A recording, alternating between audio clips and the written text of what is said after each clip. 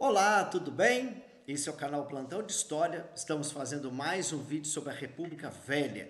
Hoje o tema é o tenentismo, movimento militar da década de 20, que acabou fortalecendo as forças que derrubaram as oligarquias cafeeiras em 1930. Vamos para o nosso esquema para ver como que foi esse movimento, ok?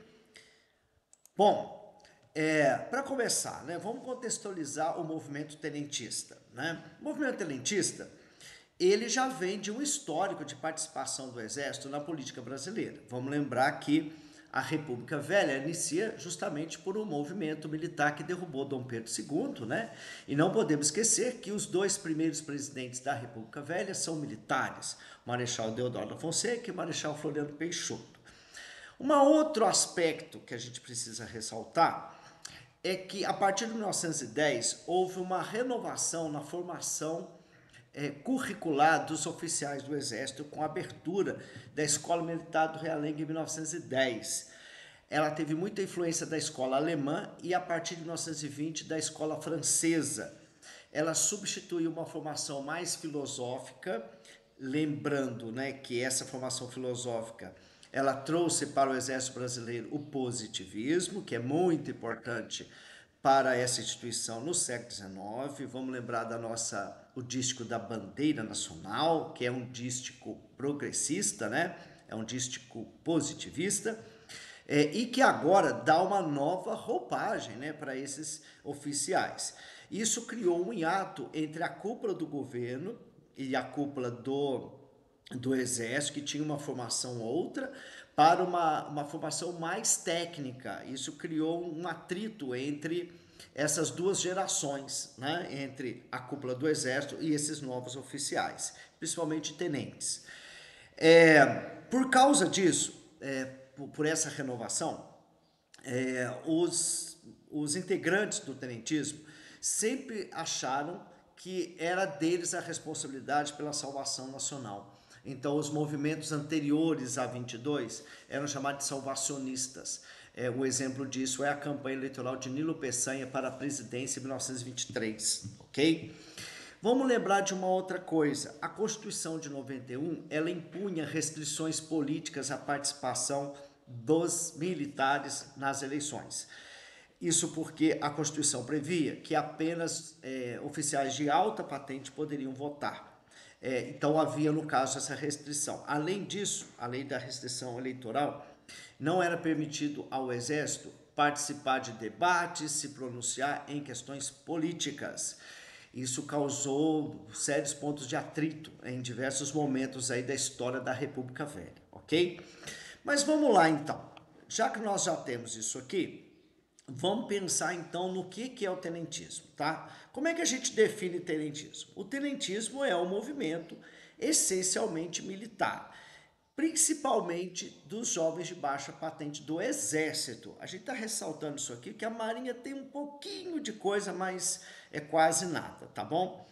Esses tenentes, no caso, eles têm essa, por esse tipo de formação e pelo que eles enfrentavam dentro da hierarquia do Exército, eles acreditavam que era preciso sempre colocar o homem certo no lugar certo, no qual, é lógico, eles se identificavam como aqueles mais preparados para assumir a liderança dessa regeneralização nacional, começando dentro do Exército, mas depois ela acabaria em outros setores da política e da sociedade brasileira. Quais seriam, então, as causas do movimento tenentista? Primeira coisa, na República Velha, nós temos um primeiro momento, que é chamado ali de República da Espada, que o Exército foi para o poder. Mas a partir do momento que os cafeicultores assumiram a máquina do Estado, eles o colocaram a seu serviço. E eles deixaram de lado todos aqueles projetos que os militares tinham. Então o Estado meio que abandonou o Exército. Havia uma diferença salarial muito grande entre os oficiais de baixa patente, soldados, né, em relação aos grandes oficiais. Isso causava já, gente, esse atrito, né, entre essa juventude tenentista, que tinha uma outra formação mais técnica, com a cúpula do Exército Brasileiro, que tinha uma formação mais antiga, pré-guerra, positivista. E por causa disso, havia sempre dificuldade de ascensão na hierarquia militar. Então, os tenentistas ficavam frustrados porque as ideias que eles tinham dessa formação, dessa renovação no meio da hierarquia militar não chegava na parte de cima, tá? Isso era um agravante. Uma outra coisa é um descontentamento com os rumos da política nacional e, com isso, com a cúpula do Exército, que era acusado pelos tenentes de serem corruptas, de serem coniventes com o governo, com as fraudes eleitorais. Então, essas acusações acabaram acontecendo. E havia, gente, um ranço muito grande, porque o Epitácio Pessoa, ele foi eleito em 1919, tá?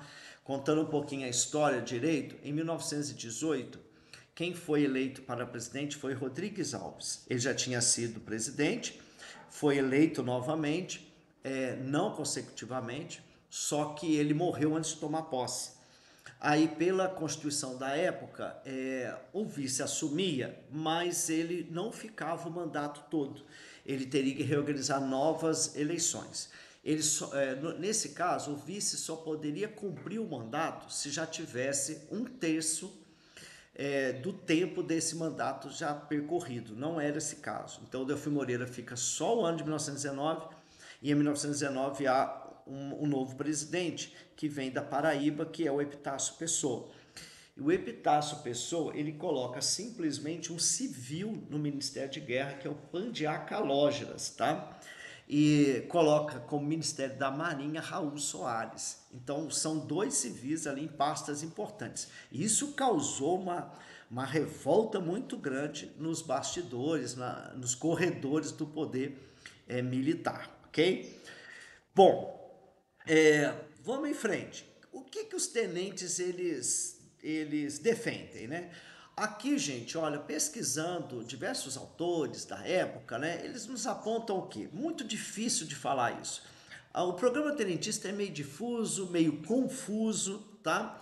E ele é retirado não de uma consistência. Os historiadores pesquisaram e foram através de entrevistas, de debates, de panfletos, tá? No qual suas lideranças foram abordadas, eles apontaram algumas coisas, mas ela não é integral e temos que apontar uma coisa, ela não era nem de longe radical, tá? Mas vamos apontar aqui algumas coisas. Primeiro, eles eram contra esse domínio das oligarquias cafeeiras, tá? Eles acreditavam que isso era maléfico para a nossa nação, eles queriam essa inovação e tomar esse poder das oligarquias cafeeiras, tá? Outra coisa, se eles tiram as oligarquias, o que eles colocam no lugar? Bom, as oligarquias, gente, cafeeiras, elas existem porque a Constituição 91 adotou o federalismo, que é uma característica de regimes liberais.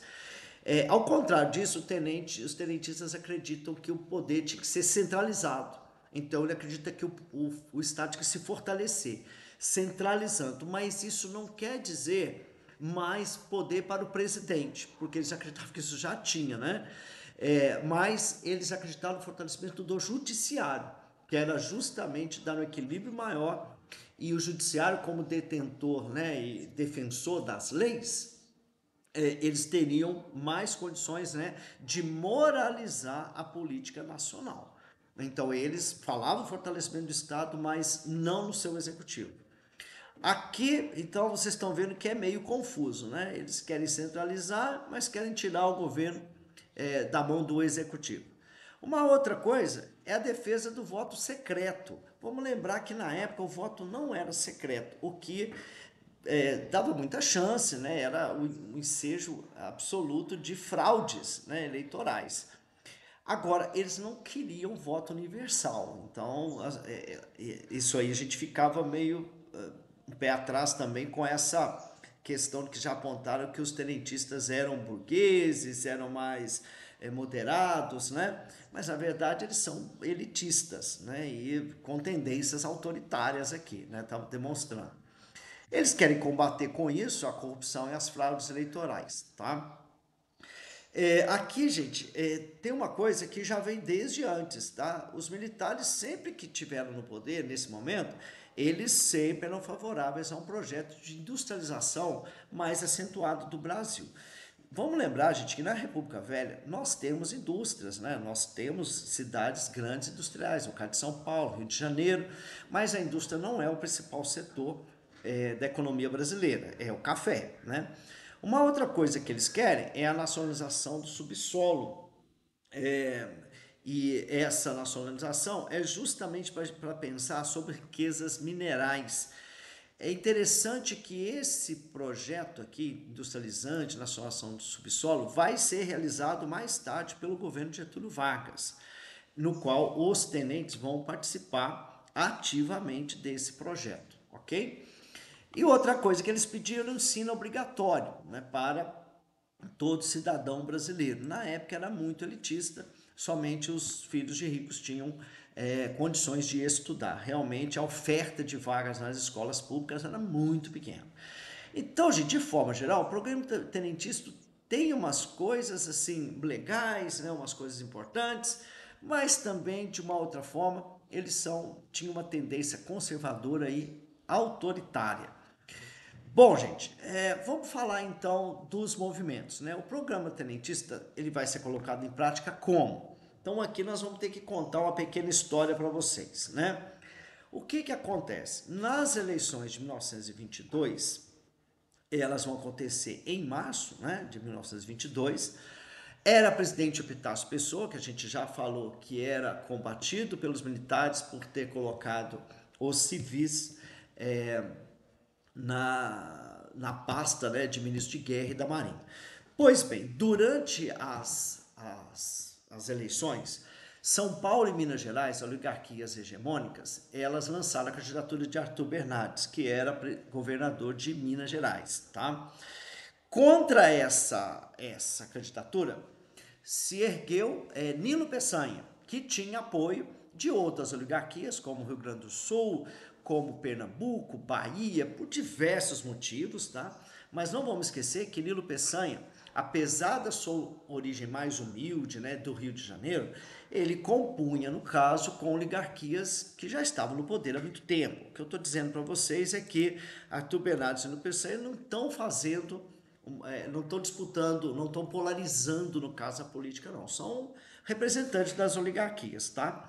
Mas que teve uma agravante, gente. Tem um caso aqui, que foi provado mais tarde que era falso, de que Arthur Bernardes teria mandado para correligionários do Rio de Janeiro umas cartas depreciando a participação do Exército, criticando Hermes da Fonseca, né? E essas cartas, lógico, foram incendiárias, foram por jornais, foram publicadas, e o Exército, claro, se levantou né, indignado contra as afirmações, ditas afirmações de Arthur Bernardes durante a campanha eleitoral. Que não era verdade, porque até os autores das cartas apareceram depois, tá? Os próprios historiadores da época nos contam que já era muito desconfiado mesmo, que aquilo não podia ser verdadeiro. Mas o caso é que Arthur Bernardes, ele, ao fazer essa carta, a reação do governo foi prender Hermes da Fonseca e fechar o Clube Militar do Rio de Janeiro, que eles diziam estar sendo subversivos, né, colocando a ordem pública em risco. A reação, gente, foi que tenentes do Forte de Copacabana, no Rio de Janeiro, cerca de 300 oficiais civis, no dia 5 de julho de 1922, após concluída as eleições, né, dia que Arthur Bernardes venceu, eles se revoltam para impedir que Arthur Bernardes tomasse posse em novembro. A ideia era tomar o poder.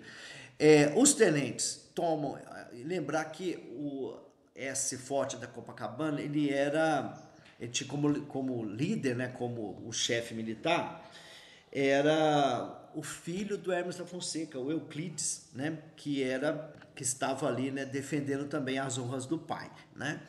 A repressão foi muito violenta em relação a essa quartelada, né?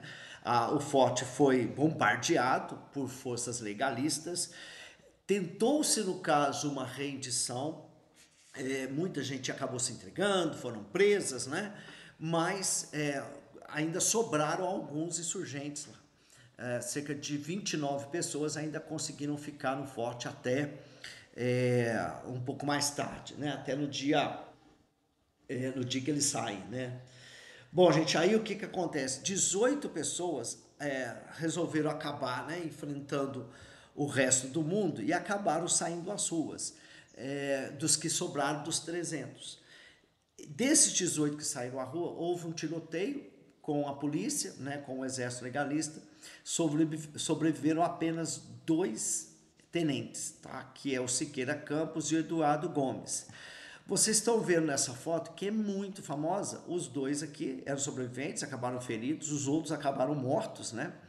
E é por isso que fala da revolta dos 18 do forte. Não é 18 só que tinha, né? Mas são os 18 que saíram às ruas para enfrentar de vez as forças legalistas e acabaram sobrando apenas esses dois, ok? Bom, esse foi o primeiro movimento. Bom, em 1924, em São Paulo, estourou uma segunda fase, vamos dizer assim, do tenentismo. Ainda repercutindo. Embora tenha sido fracassado, né, a Revolta 18 forte, alguns jornais da época assim, foram jocosos com os insurgentes.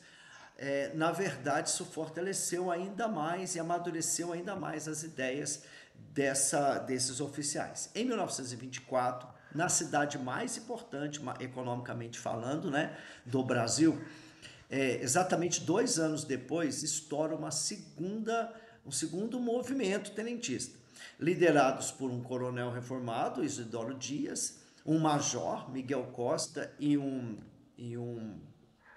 tenente, Joaquim Távora. Eles se revoltam contra o governo de São Paulo e tomam a cidade em 1924, em julho de 1924. Você está vendo aqui, ó, que eles tomaram os setores estratégicos, algumas ruas importantes, invadiram o Palácio de Campos Elíseos, que na época era a sede do governo, tomaram a ferrovia de Sorocaba, e eles tomaram várias cidades aqui, ó, vários bairros da cidade de São Paulo. Vocês estão vendo aqui uma espécie de trincheira improvisada, né, no quais os tenentes se defendiam. Então eles chegaram a controlar pontos estratégicos da cidade, ok? Eles ficaram 23 dias tomando conta da cidade, então foi bem interessante. Qual era o objetivo desse movimento? A ideia, gente, era derrubar a oligarquia cafeeira, né, que mandava no Brasil. Então eles tentaram tomar a cidade de São Paulo. E isso eles queriam depor o presidente Arthur Bernardes, convocar uma nova Assembleia Constituinte que reorganizasse o Brasil e acabasse com esse domínio das oligarquias cafeeiras e instituição do voto secreto. Essa revolta, no entanto, gente, ela tem um aspecto interessante, sabe? Embora ela tivesse muita simpatia da população, alguns jornais, como o Estado de Minas, né, ficaram até do lado, cobriram o movimento, né? Há uma grande massa de documentos produzidos nessa época sobre isso. Em São Paulo tem o Museu da Revolta de 1924, mas eles foram intensamente bombardeados. Em alguns lugares penalizaram a população. No Brás, por exemplo, que é um bairro de operários, né, eles perderam bastante a confiança da população.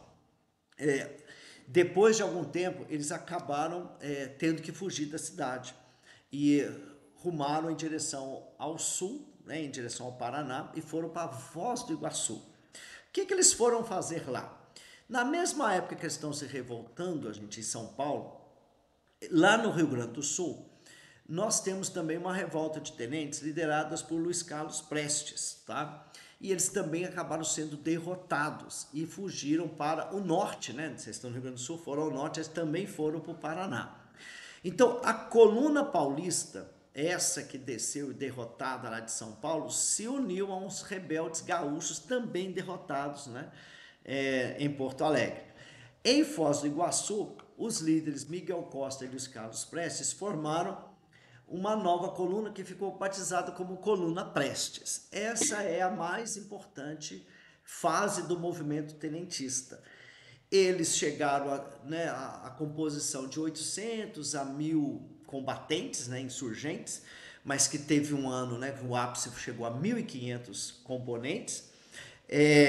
Eles saem do Foz do Iguaçu, percorrem 12 estados, andam cerca de 25 mil quilômetros, né, em 2 anos. É realmente um feito.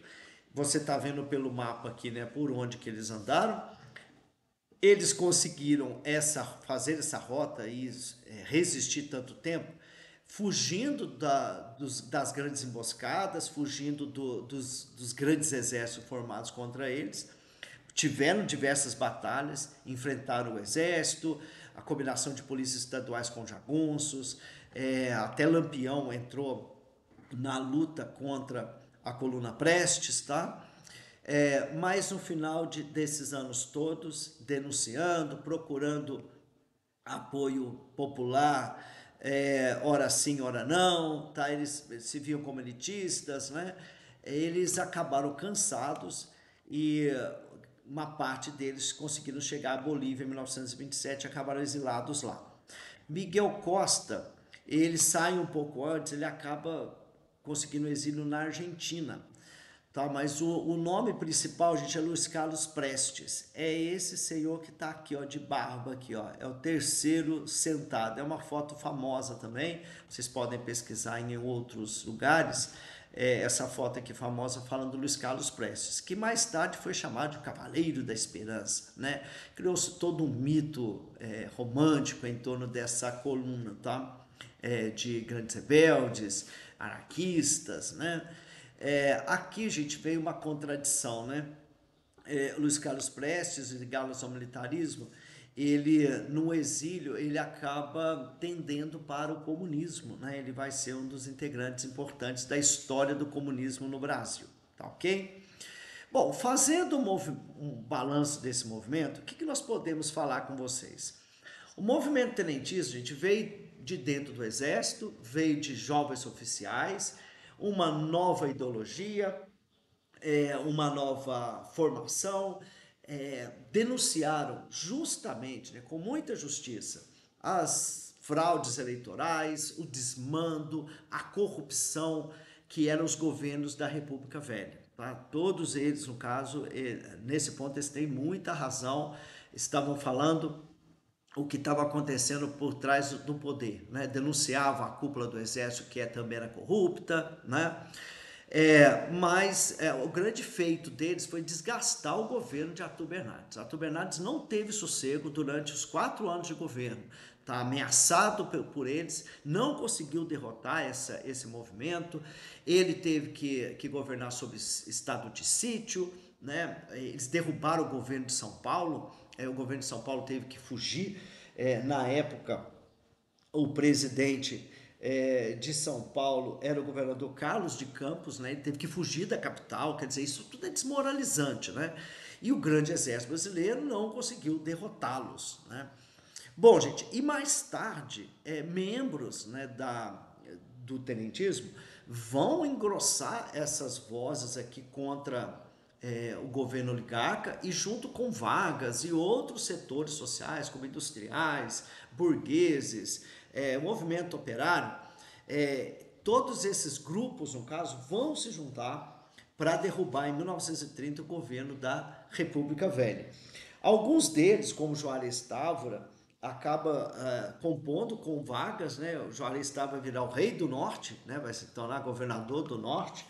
E o tenente João Alberto, ele é colocado como governador de São Paulo em 1930. Lógico que isso depois vão ter um desdobramento, vai ter a Revolução de 32 em São Paulo por causa dessa interferência, mas para vocês verem como que eles acabaram sendo importantes nessa renovação.